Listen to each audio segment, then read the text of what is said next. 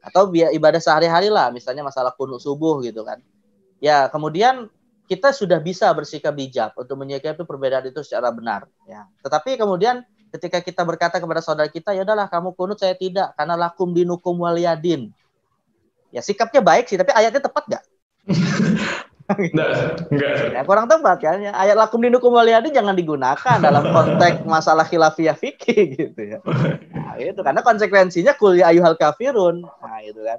Nah, jadi yang mungkin sikap bijaknya sudah terbangun, tapi penggunaan ayatnya yang kurang tepat. Dan itulah yang terjadi pada orang-orang Khawarij gitu kan. Ketika menggunakan ayat inil hukmu illa lillah untuk mengkafirkan para sahabat. Alhamdulillah, nahmaduhu wa nasta'inuhu wa nastaghfiruh wa na'udzu billahi min syururi anfusina wa min sayyiati a'malina man yahdihillahu fala mudilla lahu wa may yudlil falan tajida lahu waliyyan mursyida. Asyhadu an la ilaha illallah wa asyhadu anna Muhammadan abduhu wa rasuluhu la nabiyya wa la rasula ba'da.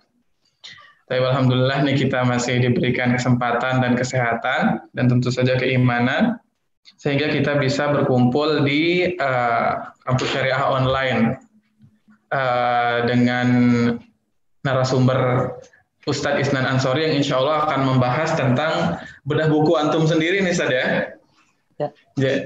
Dengan judul insya Allah bid'ah versus sunnah. Oke, mungkin untuk mempersingkat waktu dan lebih efisiennya kita persilahkan kepada Ustadz Isnan untuk opening terlebih dahulu sebelum kita buka PowerPoint. Silakan Ustadz.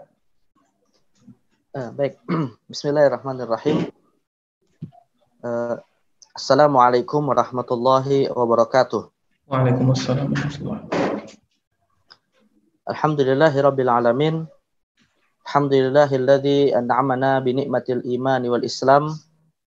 Wassalatu wassalamu ala sayyidina wa nabiyyina Muhammadin wa ala alihi wa sahabatihi wa man sara ala nahjihi wastanna bi sunnatihi wa ihtada bi hadihi ila yaumiddin, amma ba'd. Alhamdulillah kita bersyukur kepada Allah Azza wa Jalla pada kesempatan di malam hari ini, detik-detik menjelang masuki bulan Dzulhijjah, kita diberikan oleh Allah kesempatan untuk bisa melakukan kembali kajian secara bersama-sama dalam wadah kampus syariah Rumah Fikih Indonesia. Tentu kita berharap mudah-mudahan waktu-waktu yang akan datang dalam kajian ini kita berharap penuh dengan nilai ibadah kepada Allah Subhanahu wa taala. Amin. Dalam rangka untuk kita bertafakuh fiddin. Dan insyaallah pada kesempatan di malam hari ini sesi kedua bagi saya ya dalam program kampus syariah. Tema yang akan kita pilih ini terkait dengan buku yang beberapa bulan lalu sudah saya tulis. Sebenarnya ini sudah tulisan yang lama ya. Tapi dan dibuat buku karena sebelumnya adalah tulisan dalam bentuk PDF gitu, tapi kemudian diperkaya dengan materi-materi lain dan akhirnya kalau hanya PDF yang mungkin halamannya nggak seberapa, padahal ini tambahannya cukup banyak, kayaknya bagus dibukukan. Gitu. Ya.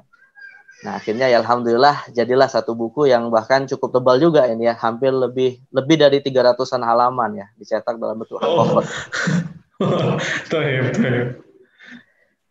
Dan ini tema yang memang bisa dikatakan cukup menimbulkan banyak polemik ya. Tema yang benar banget. Tidak selesai lah ya, sampai kapanpun itu nggak selesai gitu. Sampai hari kiamat kayaknya tema ini terus hangat untuk diperbincangkan gitu ya. Yaitu terkait dengan masalah bid'ah. Ya. Sebenarnya spesifiknya sih tema besarnya adalah masalah bid'ah. Ya. Tapi tidak sedikit umat Islam yang keliru di dalam memahami istilah bid'ah yang kadang hanya dipahami secara parsial, bid'ah gitu saja gitu. Padahal ketika kita memahami istilah bid'ah, ini jangan melepaskan dari istilah yang menjadi lawannya, yaitu sunnah. Gitu. Nah, makanya ada seorang ulama yang juga sudah menulis satu buku tentang masalah ini, namanya Syekh Abdullah Mahfud Al-Hadrami, itu mengatakan bahwa al-bid'atu was sunnah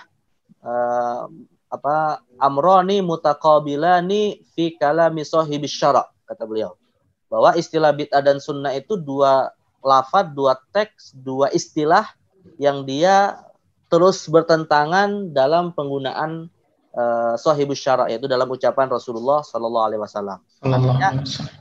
Artinya kita kalau ingin memahami istilah bid'ah itu ya jangan jangan melupakan istilah sunnah. Ya, jadi istilah bid'ah pasti akan terkait dengan masalah sunnah.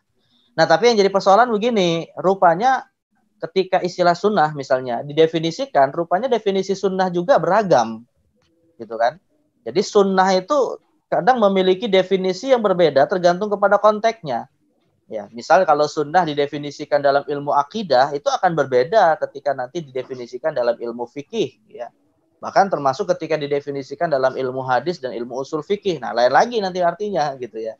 Nah, apakah kemudian ketika istilah bid'ah dikaitkan dengan sunnah, yang istilah sunnah ini memiliki makna beragam, akan juga berakibat kepada bid'ah yang punya makna beragam juga. Nah, itu yang jadi persoalan, gitu.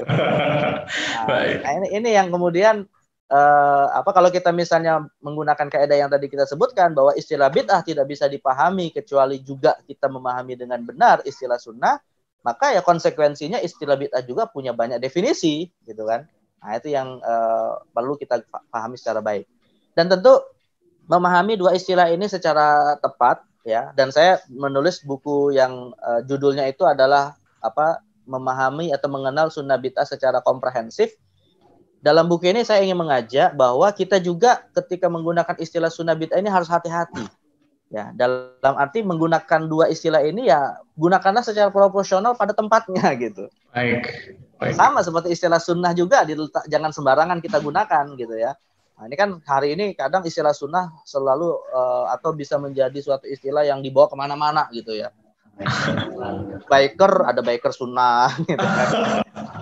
Ya, emang ada biker bid'ah misalnya kan, itu juga perlu penggunaan istilah yang jangan serampangan, gitu kan. Nah, jadi dan banyaklah istilah-istilah yang sekarang ini diembeli dengan istilah sunnah, tapi itu sebenarnya bukan pada tempatnya. Nah, ini jadi persoalan, ya. Jadi sekali lagi, maka istilah bid'ah dan sunnah harus dipahami secara proporsional, harus dipahami secara komprehensif. Proporsional artinya meletakkan dua istilah ini pada tempatnya masing-masing, karena rupanya nanti penggunaannya juga akan berbeda pemaknaannya ketika kita menggunakan dalam konteks tertentu.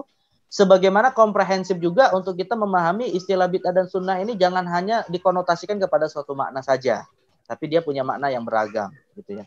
Nah, ini maksud dari buku yang saya tulis, dan insya Allah akan kita ajak teman-teman khususnya dari kampus syariah, mudah-mudahan juga punya sifat bisa memiliki sikap proporsional, bisa memiliki sikap adil, bisa memiliki sikap insaf dalam menggunakan suatu istilah, dan jangan sampai kita jatuh kepada seperti yang dilakukan oleh orang-orang Khawarij, ya.